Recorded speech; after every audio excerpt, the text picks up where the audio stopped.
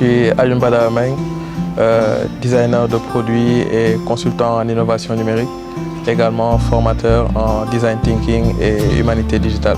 Alors, le livre Prospérité symbiotique parle de la relation entre l'homme et la machine de manière générale, plus particulièrement entre l'homme et l'intelligence artificielle. Donc, ce qui m'a un peu motivé à écrire ce livre, il y a beaucoup de raisons, mais c'est surtout le fait qu'on se retrouve face à, pour moi, ce qui est l'une des plus grandes, si ce n'est la plus grande révolution qu'on ait vue dans ces 10, ces 20 dernières années en termes de technologie. Et ça soulève énormément de questions auxquelles il faut trouver des réponses. Donc, sans même avoir la prétention d'avoir ces réponses-là, je me dis que tout le monde doit avoir au moins l'envie ou la motivation d'identifier ces réponses et de chercher des réponses, même si elles sont personnelles, à cette révolution. Parce que dans tous les cas, on est déjà face à ce problème.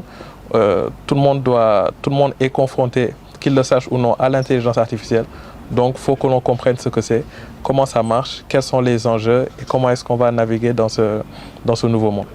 Le livre part de manière très anodine, je vais dire, d'une introduction où je parle un peu de moi. Et vous comprendrez pourquoi je parle de moi dans cette introduction-là. Parce que ça me permet d'ouvrir le volet sur la relation entre l'homme et la machine. Parce que dans ma présentation, j'explique comment comme je le dis, je pense, dans une des phrases du livre, comment j'ai grandi sur Internet, en réalité. J'ai grandi en côtoyant plus de machines limite que d'hommes à une certaine période. Je passais plus de temps sur Internet que entre guillemets, dans la vraie vie. Et cette relation que j'ai eu à nouer avec le monde des technologies, c'est elle qui a évolué et qui a fait de moi ce que je suis aujourd'hui. Je continue à travailler dans cela, j'ai rencontré des personnes extraordinaires grâce à cela. Mais justement, c'est pour introduire la relation homme-machine. Parce qu'aujourd'hui, les machines sont partout. À l'époque où je commençais un peu à être dans le monde de l'informatique, j'en parle dans le livre, on devait aller marcher, sortir de chez nous, aller au cybercafé pour voir un ordinateur, pour pouvoir utiliser un ordinateur. Aujourd'hui, vous avez un ordinateur peut-être 15 fois plus puissant que celui-là sur votre poignet. Quelqu'un qui habite, je le dis aussi dans le livre, dans un village extrêmement reculé, ne sait pas qu'il a un smartphone qui est peut-être 1000 fois plus puissant que la machine qui a permis aux hommes d'aller sur la Lune il y a des années de cela. Donc on est tout le temps dans une symbiose avec la machine, qu'on le sache ou pas. Et c'est cette symbiose-là aujourd'hui qui soulève beaucoup de problématiques. Parce que justement, ce qu'on voyait jusqu'à nos jours, c'était que la machine était juste un instrument qui était là, à qui on soumet des ordres, à qui on soumet des calculs auxquels elle répond. Mais aujourd'hui, le paradigme a complètement changé parce qu'on parle d'intelligence artificielle. Ça veut dire quoi? Ce sont des machines aujourd'hui qui sont capables de réfléchir. Et c'est quelque chose qui est extraordinaire. Moi-même qui quand même essayé d'écrire un livre là-dessus, mais moi quand j'en parle en ce moment, ça me fait sourire parce que on a rarement vu quelque chose d'aussi fou dans le monde de l'informatique.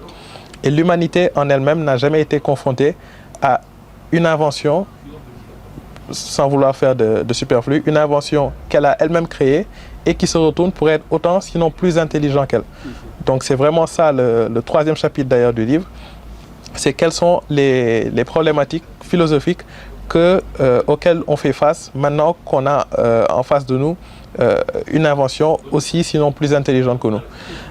Après cette réflexion philosophique où il y a peut-être plus de questions que de réponses, mais bon, c'est bien ça le charme de la philosophie.